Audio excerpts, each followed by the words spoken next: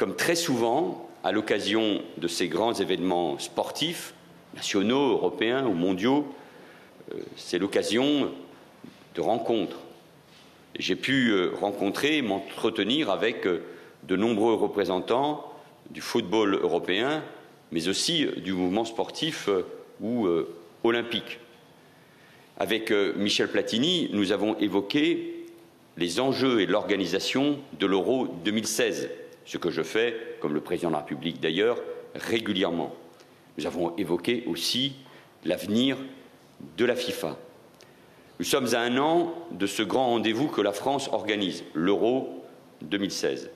Et c'est donc aussi mon rôle que de représenter la France dans de grands événements sportifs, alors que notre pays va organiser de grandes compétitions. C'est vrai pour le basket, c'est vrai pour le hand, c'est vrai pour le golf, et espère surtout notre pays accueillir les Jeux olympiques à Paris. C'est essentiel pour le rayonnement de notre pays, pour son attractivité, pour son économie et donc également pour l'emploi. Dans le cadre de ce déplacement officiel, j'ai utilisé les moyens mis normalement à disposition du Premier ministre. Les Français comprennent qu'un Premier ministre qui se déplace avec un important service de sécurité doit utiliser un avion gouvernemental. 2 de mes enfants m'ont accompagné. Ce n'était en rien un secret.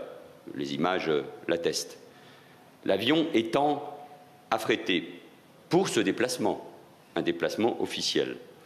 Leur présence à bord n'a donc pas coûté 1 euro supplémentaire aux contribuables. Et je veux insister sur ce point. Le député René Dosière, dont chacun connaît le degré d'exigence en matière de contrôle de la dépense publique, a rappelé que tant sur le plan du droit que de l'utilisation de l'argent public, il n'y avait rien d'anormal dans ce déplacement officiel. Mais je suis sensible, bien sûr, à la réaction des Français, à ce que pensent mes compatriotes.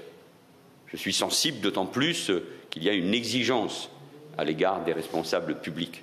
Et pas seulement parce qu'il y a la crise économique et que beaucoup d'entre eux sont en difficulté. Je connais cette réalité, bien évidemment. Je me dois d'incarner un comportement parfaitement rigoureux. Il ne peut donc y avoir la moindre place pour le doute. Et donc que les choses soient très claires, car j'entends bien sûr ce que peuvent penser ou ce que disent les Français. Si c'était à refaire, je ne le referai pas. Et pour lever toute ambiguïté, tout doute, j'ai décidé d'assumer la prise en charge du voyage pour mes 2 enfants, c'est-à-dire 2 500 €. Mesdames, Messieurs, notre pays n'a pas besoin de polémiques inutiles. Il a besoin de se concentrer sur l'essentiel, sur les grands défis qui sont devant lui.